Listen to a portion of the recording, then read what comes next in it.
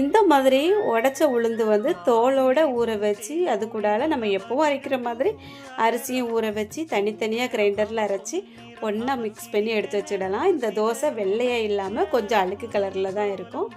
Night ஃபுல்லாக புளிச்சதுக்கப்புறமா மாவு வந்து தேவைக்கு தனியாக எடுத்து தண்ணி மிக்ஸ் பண்ணி உப்பெல்லாம் கலந்து இந்த மாதிரி தேவைக்கு எடுத்து வச்சிடலாம். அதுக்கு ஒரு சட்னி, கடலைப்பருப்பு, கொஞ்சமாக இஞ்சி, ஜீரகம், பூண்டு, அதுக்கப்புறமா ஒரு 3 பச்சை மிளகாய், 2 பெரிய வெங்காயம், 2 சின்ன தக்காளி இவ்வளோத்தையும் வதக்கி நல்லா அரைச்சி எடுத்து வச்சுக்கிடலாம். ரொம்பவே நல்லாயிருக்கும், சூப்பராக இருக்கும். கடைசியில் கொஞ்சம் மல்லியில தூவி கொதிக்க வச்சு வச்சிட வேண்டியது தான்.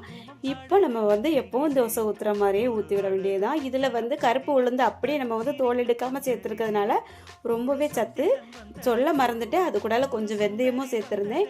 இது கூடால நீங்கள் நல்லா நெய் இல்லைன்னா நல்லெண்ணெய் ஊற்றி தோசை சுட்டு கொடுத்தீங்க அப்படின்னு வைங்க, மொறு மொறுன்னு சூப்பராக இருக்கும். யாருக்கெல்லாம் பிடிக்கும் அப்படிங்கிறவங்க மறக்காமல் ஒரு லைக் கொடுத்துருங்க. சேனலை சப்ஸ்கிரைப் பண்ணிக்கோங்க.